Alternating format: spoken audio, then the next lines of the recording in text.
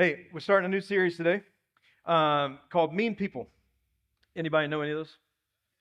Hey, by the way, if this is your first Sunday and somebody invited you, just pure coincidence that they invited you today that we would start this series.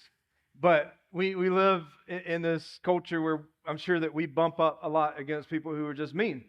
And I hope that on the other side of meanness is not us, but when we talk about mean, there are probably people that come to mind. And my prayer is that when other people hear that word mean, I'm praying that your name doesn't come to mind.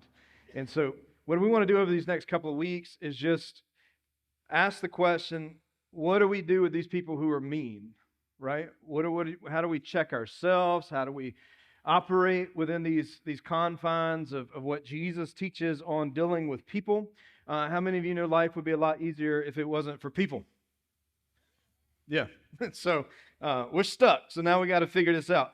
There are people that they're just not pleasant to be around. You know the people that call your phone and you're like, I'm going to go ahead and leave that one on voicemail, or they text you and you leave them on open, like you don't want to have anything. He's like, your blood pressure shoots up, you start to get like real pale, you start to get real dizzy. Those are the people that just are not pleasant to be around. Then you have people that they're deceptive, like you can't trust, like what's the agenda when they ask you something or they give you something. You feel like there may be something attached to that. There may be people that you've been around that you're just really controlled. They have to be in control. Like you don't have any say-so in anything that happens. They need to have full control, right? Like you're just going out to dinner, but they have got all the plan. They got the route planned. They've got the waiter or waitress that they like. They've moved your seating somewhere else because that's what they want to be. And it's your birthday. It's your celebration. It's your retirement party, right? So we have these people that are controlling people. And then we have people that are just absolutely unkind. Anybody bump into those people? Like, just unkind. And the least that we can do as humans and humanity is just be kind. Like, if we would just be kind, things would be a lot better. And so we bump up with these people. So if we know that we're gonna bump into people who are mean, who are controlling and deceptive and harsh and just hard to be around, then we got to figure out what to do with them. But before we can figure out what to do with them, we got to figure out what to do with us, right? And so this is important because if you don't have a plan and you're not proactive, you're not going to know how to respond. If you don't plan and you're not prepared to bump up against these people, here's what's going to happen. The mean people in our lives will gain a measure of control over our lives, right? Because you're not ready for it. And the moment that they come in and they're uncooperative, they try to control, they try to manipulate, they try to deceive, they now have control. And if we don't have this plan before we know it, what happens is we begin acting exactly like they do. Am I right? We've all been there. We've done this. We're all guilty. And we got to figure it out before it happens. We got to save it before we bump up against people, because here's why. Mean people will keep us off balance. We got to stay straight up. We got to stay to our standards. We got to stay to what the Bible tells us to do and live out the values of the Scripture. And when people that we encounter are mean, that all of a sudden, like our flesh takes over, right? And it takes us off balance, because then we all of a sudden begin saying things that typically don't come out of our mouths. We've been acting ways that we typically don't act like. Like we become a whole nother person when somebody messes with you. If you don't believe it, just watch what happens, especially with moms, when somebody messes with the kid, right? Mama Bear comes out, right? We have a whole name for it, Mama Bear. And Papa Bear's like, you got this. If you need something, we'll come later. Papa Bear comes out when your daughter's like 16 years old and the boy comes to the house. That's where Papa Bear comes out. Papa Bear's really good with guns and shooting too. And so, but mean people keep us off balance. And when we're off balance, we have to compensate. And when we compensate, we always pull from our negative resources and become like the things that we're not supposed to be. And the point is this, is it's difficult to be good to people who aren't good, right? Why? Why is it so difficult? Because it's not against our nature. I made a comment one time. A question was asked to me of, well, could Osama bin Laden have been a Christian after all that he had done? Yeah, he would have. He could have. He could have repented of his sin, because when Jesus said that God so loved the world, guess who was a part of that world? Even the terrorist. God can forgive. God can redeem. And this person got so upset with me. He said, "You're telling me that Jesus would have washed his feet?" I said, "Well, he washed mine, right? Spiritually, not physically, by the way. I don't bounce between these time, space continuums." It's difficult to be good to people who aren't good. It's hard. That's why when we say comments like that, when I think of mean people, I got a picture I want to show you. Maybe you know who these two characters are. But Kanye West, anybody? All right, so those who aren't in that generation, Kanye West was the greatest rapper 10 years ago, and then he went really, really crazy, and he married one of the Kardashians, and that just made life really go in a tailspin. And now there's even, I found out this morning, this conspiracy that actually he's dead now. He has a body double. So I don't know if you know, you can look into it. But this was one of the most infamous moments at the MTV Music Awards, where Taylor Swift wins an album, so an award for her album, right? And so she comes on stage, and she's young here, and she comes up, and she's still young because she's, I think, just 30, but, whatever. And so she comes in, and she gets her award, and she grabs the mic, and she begins to start with her list of thank yous, and out of nowhere, Kanye West comes up and says, "Hey, Taylor," anybody remember what he said? "I hate to interrupt you, but Beyonce had the best album of all time." And everybody was like, "What a jerk this guy is," right? And everybody was so uptight, and everybody was so messed up. Taylor wrote a song about it, because if you break up with Taylor, she writes a song about it. The way she reacted to that in the moment was one that I was thinking, I remember watching that moment, and it was so cringeworthy of going, "Oh, I feel so bad for her." But now I don't, because I just read recently that even the latest tour, the Eras tour that she has right now, Taylor Swift is going to make $1.6 billion on this tour. Right? She, by herself, is fixing the economy. So she's not worried about what Kanye said. Right? Nobody talks about Kanye West in a positive light anymore. Now we don't even know if he's alive. Okay? It's body doubles. But she carried herself in such a way that she could have immediately grabbed that mic and gone back after him and said things. But she didn't, because she didn't want to give a measure of control of her life to him in that moment, because she knew who she was. She wasn't worried about the criticism, that she was going to do what she knew she was good at, and she's holding the award, and he was not. This is what I mean, like mean people will try to get you off balance if we don't have a plan in place. So it's difficult to be good to people who aren't good. It's difficult to be kind to people who are unkind. It's difficult to be sensitive to people who are not sensitive. It's the golden rule seems to not apply in those situations in our first responses, right? Somebody comes at us, they say something, they do something, and we don't have the golden rule. Remember the golden rule? Do unto others as you would have others do to you, right? We teach our kids that. Jesus taught this, like the golden rule. Just whatever you want to have happen to you, you should do that. That's the way you should treat other people. But when we come up against people that are mean, sometimes us, the golden rule doesn't apply, because we justify other means and other measures. We have what we call the iron rule that says, "Do unto others as they have done unto you." Oh, they wrote that about me on social media? Watch this. They said this about me in the public. Watch this. Oh, they took something from me. Watch what I do. And it's this one-up thing. You know what I'm talking about? Like, I'm going to get back at them. And when we start trying to play the revenge side of things, that is not going to go well for either one of us. Because it's not natural to treat people the way that we want to be treated. It's not natural. It's not natural to treat people the way that they've treated us. Because for us, it seems like the right, the fair, the just thing is to come back at them and fight. There's a cool story in the Old Testament. It talks about revenge. And it goes back and forth with these two people like complaining to each other. And then the one guy's like, I'll really teach you. So he took two foxes and he tied their tails together. I don't, Bible, you got to read this stuff. It's in there. And he ties the tails together and he lights it on fire. Okay? Don't get mad if you're part of PETA. It's not me. This is the Bible. And the foxes take off running through a field with their tails on fire through a wheat field. Now, what do you think the fire did to the wheat? Right? It destroyed their whole economy.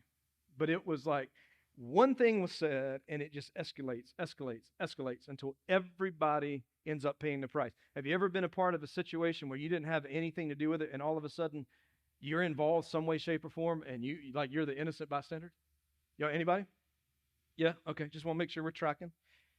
And so it's difficult, right? It's just difficult. But there is a way. There is a way for us to have compassion and be sensitive and to be kind, even to those who have not. So the iron rule is do unto others as they have done unto you. But then there's this, the do unto others as someone else has done unto you. So what do we do about mean people? Maybe it's an ex, maybe it's a sibling, maybe it's your boss, your neighbor. Isn't it fun to daydream about how you can get back at them? I have wasted countless hours of my life thinking through processes of how I can get them back. Right? I remember this girl broke up with me in high school. Petty. On AOL Instant Messenger. Because Jesus told her to. Right? I spent like 2 weeks trying to figure out how to come back at that. Right? We can get so petty that we can find ourselves daydreaming about how to come back at people and get them for what they've done to us. But here's what happens when we do that. Getting even makes us even with someone that we don't even like. Because when I do that, I become like that person. Like my pet peeve is when somebody cuts me off in traffic. Anybody else? Like you just want to keep golf balls in the center console of your vehicle. And when that happens, you pull back in front and just throw them out the top of your sunroof or out your window to just pay back, right? I remember, I really am a nice person, by the way. I'm just giving you some pointers. We lived just outside of Charlotte, North Carolina, and in Lancaster, South Carolina. Do not buy a house here because it'll take you 15 years to sell it. We would drive down into Charlotte weekly. And every time that I had to get to Charlotte for an appointment, there were these guys with skin-tight biker shorts and helmets, and there were like 50,000 of them. And they would take up the road and make us late for our appointment every time. I'm like, everybody slide to the right. This is a 2-lane road. You shouldn't be taking up everything. This is a major highway. And I would be lying if I told you that it never crossed my mind of what would happen if I drove in front and hit the brake and just right? I'm better now. This was my much younger days. Doing that just makes me look awful. And not only does it make me look awful, sure makes Jesus look awful. Like I know this is why some of you don't have your church sticker on the back of your car, right? I have to think about that. That sticker keeps me accountable. When we try to get even, it makes us like the people that we dislike. And you can't ignore it, right? It's hard to ignore it. You lose sleep over it because it'll just keep chipping away. And eventually what happens is you'll break and you will react. And when you react, you give power and you ignore them. And getting even is on your agenda, but it is not the way to move forward in those processes.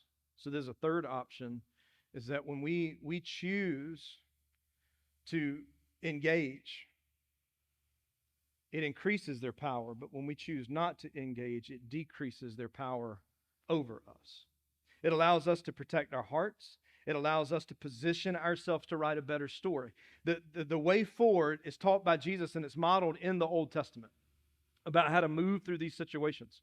So this is not something new for us that the Bible never talks about. It's in here, and we talk about it not only in the New Testament, but also in the Old Testament when it intersects with the life of David. Y'all remember that guy? Now, in this story that I'm going to read to you this morning, by the way, this is going to be a cliffhanger, so you're going to have to come back next week to get the whole rest of the message, okay? So David has been anointed as a king, but he's not king yet, okay? He's not there yet. He's got to wait his turn. There's another guy that is the king of Israel. He's the first king of Israel. Anybody know who he was? His name was King Saul. They picked him because he looked good. Well, that did not work out for Israel, right? So they didn't work off of that anymore. They had to find another way to pick a king.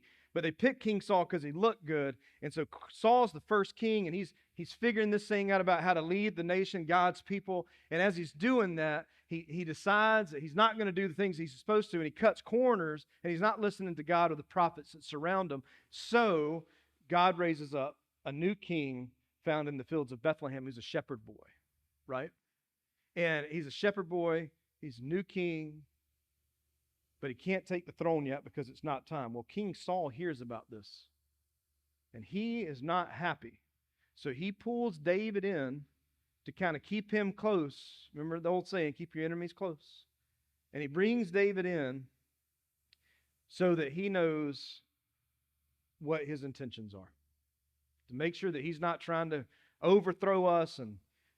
But this doesn't go well for Saul because Saul gets really jealous, and Saul pushes David. Remember, there's spears being thrown and all kinds of things that are happening. And David flees. He's now a fugitive in this story. Okay? So David kills Goliath. He's young. He becomes a national hero. Saul gets word there's a rogue prophet. He doesn't like it. Finds out he's been anointed. Doesn't like it. Brings him in. Gets mad. Sends him out. And so David escapes the death threats of Saul. And he becomes a fugitive, and he begins to live in the wilderness, and he attracts a following of 600 other fugitives. So now it's David and 600 other fugitives who are outlaws, and they're angry because they've been mistreated by King Saul too. So they all have something in common. They all have been mistreated. What do you think their conversations are out here in the wilderness? Because when the conditions of it is hot, out by wilderness, by the way, is not like a lush garden with tropical garden. A wilderness is a desert in Israel. And they are in the hot sun, and they had everything they wanted in the kingdom, but now they've been pushed out of the kingdom and their lives have been threatened. They're sitting out here. And the hotter they get, what do you think happens? The more they complain, the madder they get. They're angry. They I would want to get revenge on Saul. Where do we find this guy? How do we take this guy out?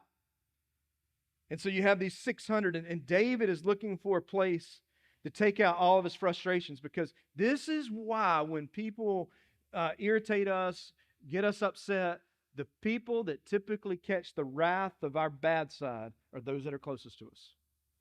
Am I right? Spouses, am I right? They didn't. You're like, what did I do? I didn't do anything. Just collateral damage is what we call it. So David's looking for a place to take out his frustrations, and he finds a victim. Look what he says in 1 Samuel chapter 25. A man in Maon had a business in Carmel, and he was a very rich man. He had 3,000 sheep. He had 1,000 goats, and he was shearing his sheep in Carmel. So to be rich in this time period was to have 1,000 goats and have 3,000 sheep, right? Anybody rich? Tithes and offerings probably look really weird in that time period. Like, hey, I've got 10 goats I want to give you today as an offering. And he says that this man's name was Nabal. Okay, his wife's name, Abigail. The woman is intelligent and beautiful. I'm going to help you out. Guys, look at your spouses and be like, I think it's talking about you. You can use that. And so, but the man was a Calebite, which, by the way, this is the only time this word appears in the scriptures. This is from the house. Remember Caleb that was helping with Joshua come over? These are his people. They were a good people. And when it talks about Caleb, Caleb's a godly man. It talks about him in a good light. But here, when it uses Calebite coming from that family, it's not in a good thing. So he says that Nabal was harsh and he's evil in everything that he did. So he's sheep shearing. It is sheep shearing season. That's tough. When he's shearing, what it would do is it was telling them what their profits were going to be. How good did we do? This is the money-making season, right? So this is what he's doing. He's a very wealthy person. This is an annual financial report that he's getting to know where are we going to be financially for the rest of the year. Okay? You got it? It's weird, not our culture, but this is what they did. Goats, camels, sheep shearing. Now, in this story, there are two people. There's Abigail. What did the Bible say about Abigail? She was what? Two things. Beautiful and intelligent. Nabal, what two things does it use about him? He's harsh, right? And he's evil, which is perfect because it fits his name, Nabal. His name fits him perfect because it means is heavy, which means he was a burden to deal with, and he was just a mean person. So here he is, mean and harsh, married to this beautiful, intelligent woman. So the Bible tells us in verse 4, while David was in the wilderness, he heard that Nabal was shearing sheep. That's weird to think like, okay, what does that have to do with anything? But remember, shearing sheep meant what? That was for him to find out how much money there was going to be to see how much wealth. So this was actually a sign to David going, all right, he's going to know how much money he has, and we've been out here in the desert, and we could use a few things, and so we should go to the rich and take out a loan. So it says that, so David sent 10 young men and instructed them, go up to Carmel, and when you come to Nabal, greet him in my name. And then say this, long life to you, and peace to your family, and peace to all that is yours. I hear that you're shearing, and when your shepherds were with us, we did not harass them. And nothing of theirs was missing the whole time they were in Carmel. In other words, he's saying, listen, your prophet was due to part that we protected you out here in the desert, because at any time we could have just come in and taken everything. We could have caused all this disruption. We could have made everything ours. We could have taken you out. We could have killed you, but we chose not to. So kind of feel like you should probably give us a little bit of something, right? And so verse 8 says that ask your young men, and they'll tell you, so let my young men find favor with you, for we have come on a feast day. In other words, you're going to have some extra things. We would like to have some of those extra things if you wouldn't mind sharing those things with us. He says, please give us whatever you have on hand to your servants and to your son David. And David's young men went and said all these things to Nabal on David's behalf, and then they waited. They were just waiting on an answer. Now, it doesn't seem too unreasonable, right? That they've been out in the desert, they could use some food, they're shearing the sheep, they're making money, they're going to find out what the profits are, there's probably going to be leftover, can we just have your leftovers? So now they're waiting on the answer. And Nabal made them wait. They had to wait. They had to wait on a word. But he was a very violent man who was not to be messed with. So when David was living in the land of the Philistines, you got to understand something about David, because David's patience was not there. We always look at David as like a good man, and he was a man after God's own heart, but there was another side to him before that, right? Yeah, he was a shepherd boy, but remember that whole Bathsheba incident? You should really read the language there. It wasn't like she was willingly coming to do those things. And now here, the Bible tells us in 1 Samuel chapter 27, it talks about how David would raid the Philistines. He would raid their villages, and he would murder every single person in the village. Look at what it says in 1 Samuel. Whenever David attacked the land, he did not leave a single person alive. He killed the men, he killed the women, he took the flocks, the herds, the donkeys, the camel, and the clothing. He took everything. Y'all know about that, David? This David has an anger issue, right? This David is ready to attack. And so, by ancient standards, it's pretty dangerous. And so David's waiting, and the longer he waits, the more upset he gets. So Nabal sends his answer. He says in verse 10, Nabal asked him, who is David? Who's this guy that you speak of? Who is Jesse's son? Many slaves these days are running away from their masters. He's just another guy. Who is he to come ask me? In other words, your master's a nobody. He's an outlaw. And he's asking me for help. I don't owe him anything. So he says, am I supposed to take my bread and my water and my meat that I butchered for my shears and give them to these men? I don't know where they're from. He said, David's young men retraced their steps. When they returned to him, they reported all of these words to David. And they said, listen, it ain't going to go the way you think it's going to go. We've been waiting. We waited on the answer, and the answer is going to be no. This dude is a whole nother ballgame. Like, he's crazy. So he says in verse 13, and he said to his men, all of you, put on your swords. In other words, we're going to pay him back. We're going to live out 1 Samuel 27:9. We're going to go raid the village. He says, put on your swords. So each man put on his sword. And David also put on his sword. Here's an interesting question. Where'd David's sword come from? You remember this little guy, this big guy named Goliath, who had a little bit of a headache after the rock hit him, and David took Goliath's sword and cut his head off and kept his sword? This sword that David has here is Goliath's sword. It's a reminder to not take matters into your own hands. It is a reminder that God will provide and God will take care of.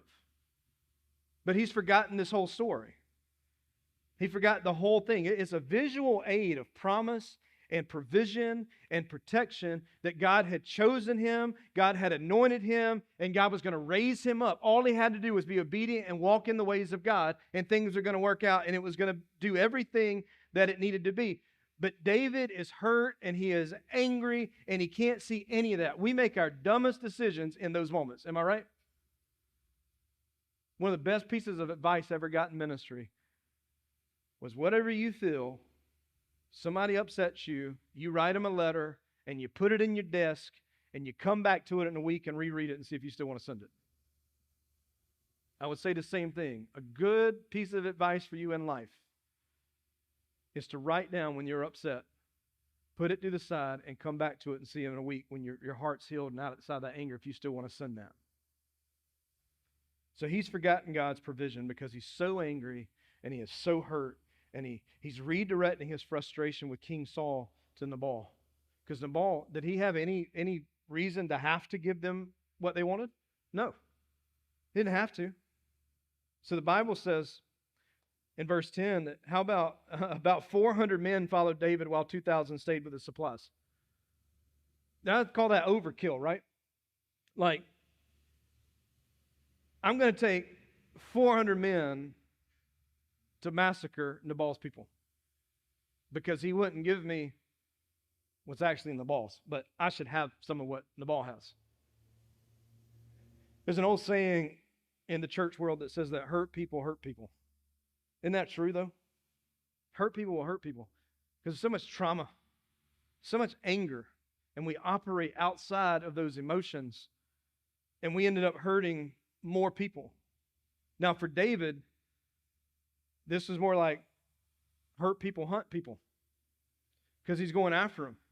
And it's interesting here because the writer is giving us some inside looks into David's head where he begins to internally build up full steam ahead to build his case and justify what he's about to do.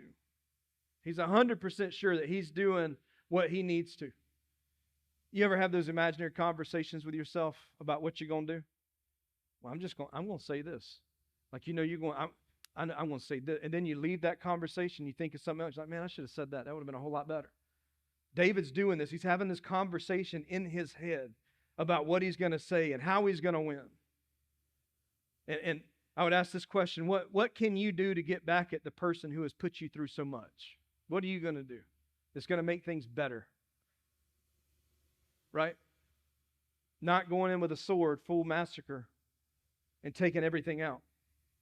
So the Bible says in verse 21, David had just said, I guarded everything that belonged to this man in the wilderness for nothing. Did anybody ask David to guard it, by the way? Sometimes we get so upset about things that we don't feel appreciated for, but nobody asked us to do it to start with. And he said he was not missing anything. Yeah, he paid me back. Evil for good? Well, he didn't owe you anything. By the way, anger is when we feel like somebody owes us. It's when we feel like somebody owes us. And this is what this is. And in verse 22, I love this part. He says, may God punish me and do so severely if I let any of his males survive until morning. Did y'all catch that? He brought God into this equation. He didn't bring God into the equation about what should I do about this. He made that mind up. Now it is, I need God to help me with my agenda because I'm going to clean house. He said, I've done all these things. And now this guy's paid me back, so my God deal with me. He inviting God into the conversation a little too late.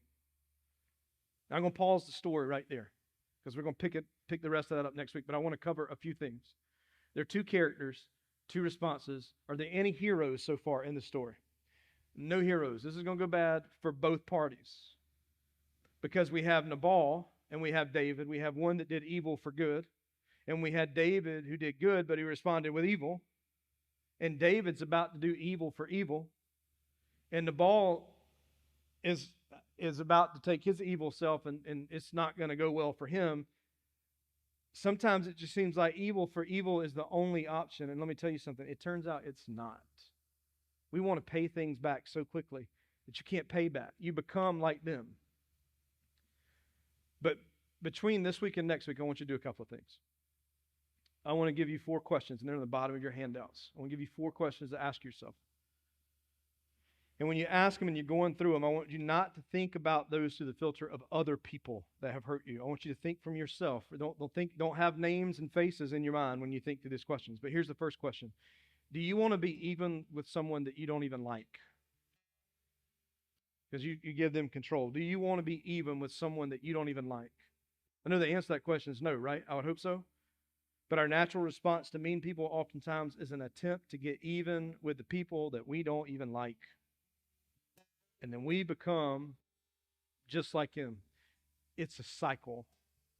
You see families like this, they're just caught in this cycle, never-ending cycle. The only way to break the cycle is somebody has to jump out and start fresh. Right? Some of your friendships that are toxic, it's just a cycle. And you're just in it, you feel bad for jumping out of it. Let me tell you something. It's going to continue to cycle until you make the decision to jump out of it and start fresh. So do you want to get even with somebody you don't even like? Wouldn't you rather be ahead in life? Wouldn't you prefer to be unlike the person or the people that you dislike? Because when we engage into these things, you become just like those people. What would it look like for you to refuse to get even with somebody? And it's tough. I've got a letter in my phone that I typed. It's been more than 2 years ago. Because I took the thing, like type out how you feel, put it in your desk drawer. I put it in my desk drawer. And it's still sitting there. And I'll see it every once in a while. And slowly over these last few years, I've slowly taken stuff out of it. And I believe the Holy Spirit's going to eventually, that note's going to completely be gone. Because I don't want to create the cycle. I don't want to be in the cycle. It's tough. Leads us to our third question is, when this is nothing more than a story to tell, what story do you want to tell? Do you want to tell how you got even and how you won when you really lost? Or do you want to say, I gave it to Jesus and I let Jesus handle the issue? I let him deal with it. He is my shepherd.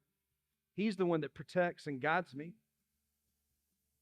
When your response to this current relationship is nothing more than a story that you tell, what story do you want to tell them? Do you want to tell a story that says, I ended up just like that person that is like, now I allow them to control me? I now allow them to infuriate me so much, make me so angry that I act like that. It's not a good story. It's not a story I want to share. It's not a story I want to tell. And the fourth question is this. What would it look like? This one's hard. This is going to make you uncomfortable, but we want to fight the tension here. We want to go with the tension. What would it look like for you to return good for evil? Now, the people that we don't have close relationships with, it's kind of easy to do that, right? But people that we know, oof. But Jesus, I don't think you know them like I do. Anybody ever said that? Lord, you don't know what they've said. You don't know what they've done. You don't know how they've acted. You don't know the lies that they've said. You don't know the rumors that they've said. You don't know how they've turned all these people against me. Is that true? Is God going, oh, Robbie, dude, I am so sorry, man. I didn't see that down there. I didn't know that was going on. Here's what I found in those situations. That God goes, hey, man, I know. But see, what you're doing is you're looking at this point right here in your life where you are, and you're looking back behind you, but I see the whole picture. And what I need you to do is just trust me and do what I told you to. Don't worry about all the mess, but if you'll just do what I told you to and be committed to what I've called you to do, I see the future, and the future is really bright because there's a lot of glory that I'm going to get out of this. So I just need you to be obedient. We have this tunnel vision. We can only see right now and behind us, but we don't see what God wants to do in front of us. What would it look like if we were just to trust Him and return good for evil? Now, I want you to answer that question this week and ponder on that. Jesus said, I want you to do good to those who mistreat you. That's hard. And He says, don't just forgive them. Don't just ignore them. Don't just try not to be like them. Jesus says, that's not enough. I want you to think through how to do good things to those people who mistreat you. Because Jesus knew that doing good to people who have not been good to us is ultimately what will free us and will protect our hearts. Getting even is natural, is predictable, but Jesus has invited us to the unpredictable. Some of the stress, the toxicity that you've picked up in your life is because you're holding on things and you're holding on to a burden and bearing a burden that you were never intended to carry. You need to let it go. He says, I'll give you rest for your soul. He's invited us to do something extraordinary. What would it look like for you to return good to people? What would that look like? Because you don't pull ahead by attempting to get even. You just get with Jesus. And that's what we're going to pick up next week. So I want to pray for you. And I'm going to pray this for you this morning. I'm going to pray that God will not leave you alone over this. Because there's some people in here that you've experienced some hurt. You're still walking through some hurt. And you think you're good. Listen, there are moments I think that I'm good, and then something happens, and boom, it pops right back up, and then I become not what I should be. And I know there's some of you that have been deeply hurt and deeply scarred, relationally scarred. I want to ask the Father to really dig into that wound and clean it out so it can heal properly. I'm going to ask that the Spirit interrupt your life this whole week to ponder these questions so that He can do a work in your life. Again, cleaning out those wounds and pouring the anointment of His Spirit, which will heal. Would you pray with me? Father, thank you so much today.